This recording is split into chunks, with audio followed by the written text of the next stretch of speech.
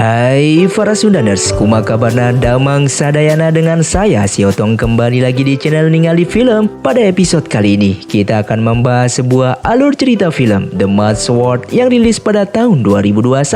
Film ini menceritakan tentang perebutan pedang iblis nomor 1 di dunia. Saat ini pedang itu dimiliki oleh seseorang pendekar. Setelah memiliki pedang itu, dia menghilang dan menyamar dari dunia persilatan bersama seorang anak pengemis yang ditemukan di jalanan. Tapi pada akhirnya, orang-orang dunia persilatan pun berhasil menemukannya. Untuk teman-teman yang suka dengan konten di channel ini, jangan lupa subscribe dan nyalakan lonceng notifikasinya. Dengan begitu, kalian tidak akan ketinggalan dengan video terbaru di channel ini. Dan tidak usah berlama-lama lagi, mari kita mulai ceritanya.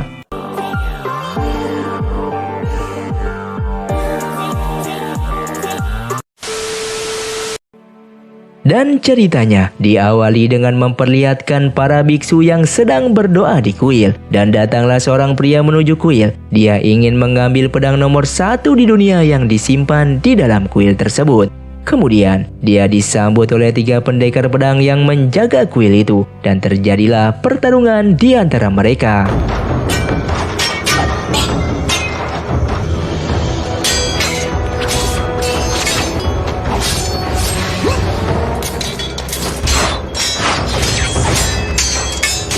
Dan pada akhirnya, pria itu pun berhasil mengalahkan para penjaga itu. Dia masuk ke kuil dan mengambil pedang itu. Dan pria itu pun bernama Qin Yidao. Setelah mengambil pedang, Qin Yidao melakukan perjalanan naik kereta kuda. Dia berpapasan dengan anak pengemis yang sedang kelaparan. Dan Qin Yidao pun melempar apel itu ke jalanan, sehingga anak pengemis itu pun mengambilnya. Namun anak pengemis itu melihat seorang anak gadis kecil yang cantik di belakang kereta itu dan mengejarnya. Ketika lewat jembatan, Qin Yidao disergap oleh para pendekar yang menginginkan pedangnya. Namun mereka bukanlah tandingan Qin Yidao. Dengan mudah mereka pun dikalahkan.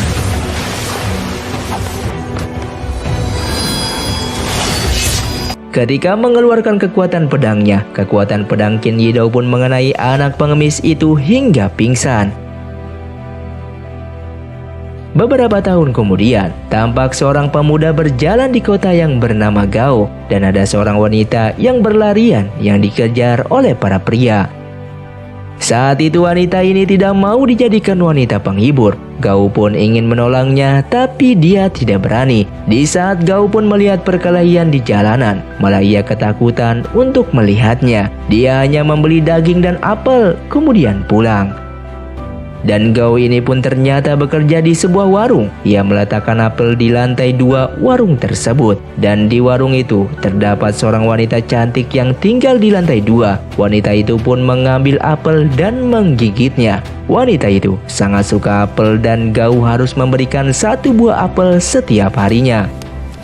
Pada malam harinya, tampak seorang pria berlarian ketakutan dan dia masuk ke kota. Namun tiba-tiba ada seorang pendekar wanita misterius yang menghadangnya, lalu menghabisinya. Dan keesokan harinya, saat itu warga yang menemukan jenazahnya. Di dalam sebuah rumah ada 3 orang yang membicarakan pembunuhan semalam. Mereka adalah Yin Yan Xian, Gui Sandao, dan Yin Yang Luo. Yang Luo mengatakan dia menemukan mayat Tian Juzian, seorang pembunuh nomor 2 di dunia. Dia ada di kota Samguan dikarenakan mencari seorang pendekar nomor 1 di dunia, yaitu Qin Yidao yang sudah lama menghilang dari dunia persilatan. Mereka pun mengusulkan agar mereka bertiga membunuh Qin Yidao dan mengambil hadiahnya. Nyawa Qin Yidao ini bernilai 20.000 kerat emas. Tapi mereka takut mendahului kerajaan karena kerajaan juga mengincarnya. Kemudian kembali ke pasar. Ketika selesai membeli apel, dia bertemu dengan kakek nenek pendongeng. Mereka meminta Gao mendengarkan ceritanya. Setelah Gao pulang ke warung, tiba-tiba kakek dan nenek itu pun mengikuti Gao sampai ke warungnya. Lalu mereka berdua pun memesan mie. Dan pemilik warung mengatakan ke Gao kalau dia saja yang akan membuat mie dan menyuruh Gao untuk pulang ke rumah. Dan kakek nenek ini ternyata adalah seorang pembunuh. Dia datang untuk menantang Qin Yidao bertarung. Ternyata kakek pemilik warung tempat Gao bekerja adalah Qin Yidao. Qin Yidao sudah lama menghilang dari dunia persilatan. Saat ini, Qin Yidao ternyata kehilangan satu tangannya. Mereka pada akhirnya pun bertarung dan walaupun hanya dengan satu tangan, dengan mudah mengalahkan kakek nenek itu.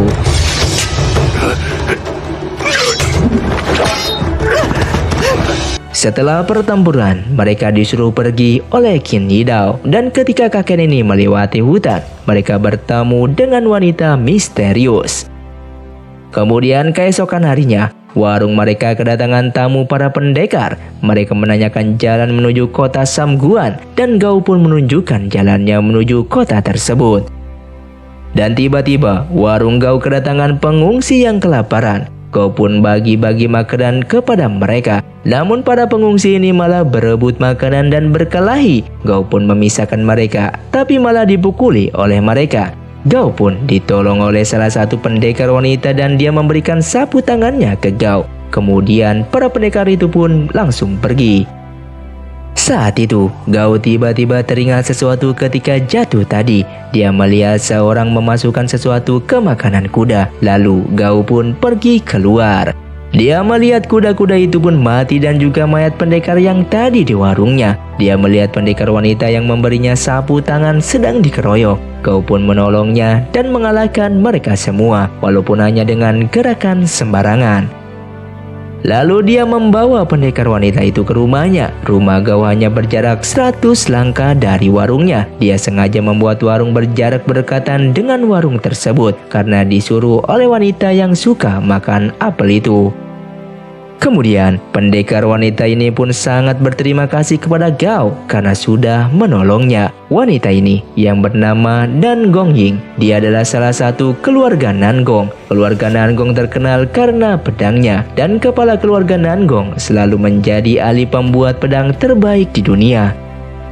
Lalu Nangong menceritakan 20 tahun yang lalu, dulu ayahnya membuat sebuah pedang dari bahan emas dengan batu meteor dan terbentuklah pedang emas. Tapi menurut ayahnya, pedang tersebut adalah pedang iblis karena ayahnya membutuhkan waktu yang lama untuk menguasai dan menggunakan pedang tersebut. Jika tidak bisa dikuasai saat itu, maka pedang itu akan dihancurkan. Namun tiba-tiba ada seorang pendekar pedang nomor 1 di dunia yang merebut pedang tersebut dengan membunuh banyak orang. Dan orang-orang pun memanggil pendekar tersebut dengan nama Qin Yidao. Nangong pun mengatakan kalau Qin Yidao yang membunuh ayahnya. Dia mendapatkan kabar bahwa Qin Yidao berada di kota Samguan. Nangong pun meminta tolong kepada Gao untuk membantunya. Lalu Nangong pun memberikan sebuah batu kepada Gao. Batu tersebut bisa mendeteksi keberadaan pedang iblis. Dan jika batu itu dekat dengan pedang iblis, maka batu tersebut akan bergetar. Dan Nangong pun curiga jika kakek pemilik warung adalah Qin Yidao. Esokan harinya, ketika Gao sedang berada di warung, Gao masuk diam-diam ke kamar kakek pemilik warung tersebut dengan membawa batu dari Nangong. Namun batu tersebut tidak bergetar, sehingga Gao pun ikut senang. Kemudian Gao pun datang ke sebuah penginapan. Dia datang untuk membebaskan wanita yang dulu pernah dikejar oleh para pria. Dan pemilik penginapan tersebut adalah Yin Yanxian. Yin Yanxian mengatakan kalau wanita itu sudah meninggal karena bunuh diri. Gao pun marah, tapi dia tidak bisa berbuat apa-apa. Lalu Gao pun pergi. Di dalam perjalanan, Gao bertemu dengan pendekar wanita misterius. Dia menanyakan di mana keluarganya Nangong dan wanita itu pun menyerang Gao, tapi Gao pun berhasil melarikan diri. Ketika Gao sampai di rumah, Gao menyuruh Nangong pergi dari kota ini, tapi Nangong tidak mau. Dia masih ingin mencari pedang iblis yang berada di kota ini, dan jika pedang itu masih digunakan untuk membunuh, maka dosa keluarga Nangong tidak akan berhenti.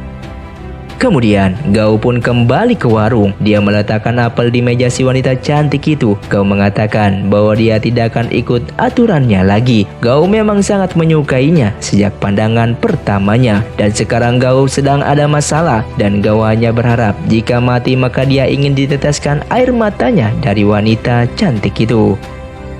Saat itu, Gao pun masuk ke kamar gadis itu. Lalu ia melihat pedang emas di sana. Dan tiba-tiba muncullah wanita cantik tersebut dan menyuruh Gao untuk mengambil pedang itu agar ia bisa menjadi pendekar nomor 1 di dunia. Tapi Gao malah ketakutan. Dia mengatakan dia tidak ingin pedang. Lalu dia terjatuh ke lantai bawah dan kakek pemilik warung melihatnya, tapi dia hanya bisa terdiam dan Gao pun pulang ke rumahnya.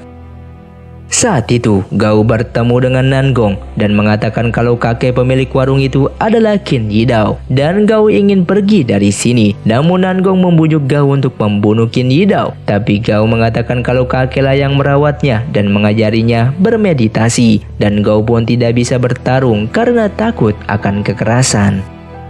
Keesokan harinya, Nangong pun masih membujuk Gao untuk mengambil pedang iblis dan membunuh Qin Yidao. Namun Gao masih dalam pendiriannya karena Qin Yidao adalah seorang kakek yang telah merawatnya dari kecil dan mengajarinya arti sebuah kehidupan. Dan ternyata Gao adalah seorang anak kecil pengemis yang dulu terkena pedang iblis oleh Qin Yidao, sehingga Qin Yidao memotong salah satu tangannya.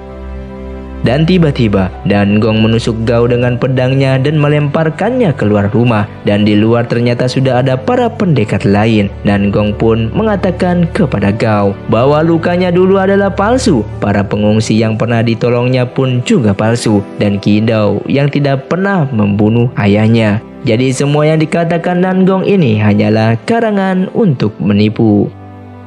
Kemudian tiba-tiba datanglah Nangong dan para pendekar yang lain. Mereka membawa Gao yang sedang terluka. Nangong meminta Qin Yidao menyerahkan pedang iblisnya atau muridnya akan mati.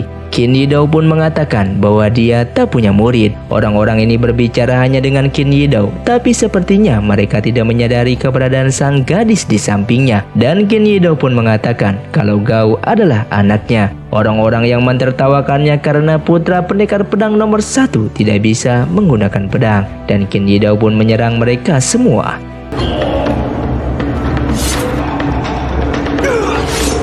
Kemudian Qin Yidao pun berhasil mengalahkan mereka. Tapi tiba-tiba datang dari kerajaan bersenjata api. Di antara pasukan kerajaan itu ada Gui Sandao. Dan pasukan itu tiba-tiba menembak Yin Sanxian, dan Qin Yidao pun tewas terkena tembakan para tentara. Sang gadis pun terkejut dan dia mendekati Qin Yidao. Gao melihatnya dan ingin melindungi sang gadis dari tembakan. Akan tetapi ternyata peluru dan Gao yang kena saling hanya tembus melewatinya saja.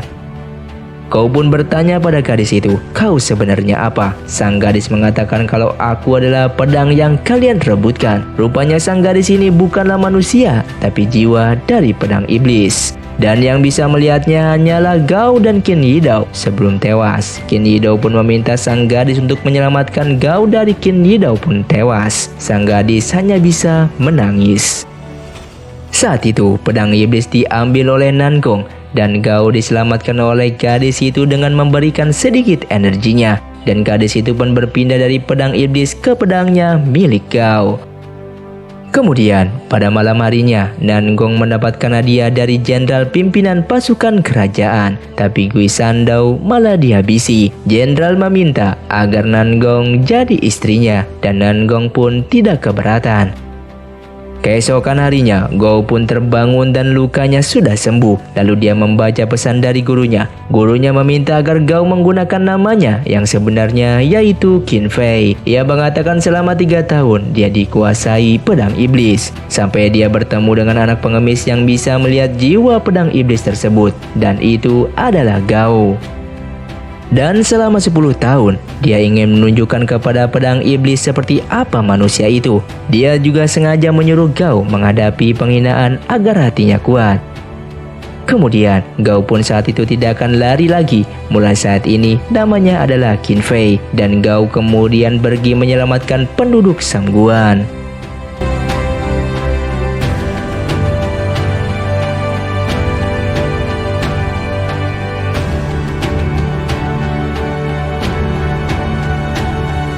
Gao kini sudah berubah menjadi pendekar pedang yang sangat hebat karena sebenarnya Qin Yidao secara tidak langsung melatihnya jurus pedang. Dengan cara gaya selalu disuruh memotong dan membelah kayu. Hanya saja selama ini kepercayaan dirinya yang belum bangkit dan dengan mudah dia mengalahkan pasukan kerajaan tersebut.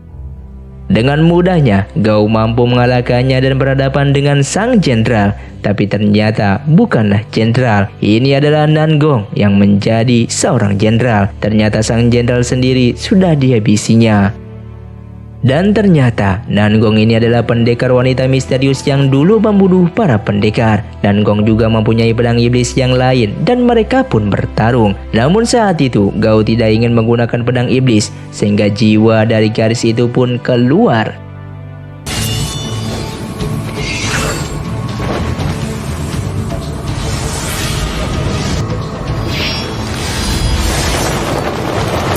Saat itu Gao sempat terdesak, tapi dia berhasil mengalahkan Nangong.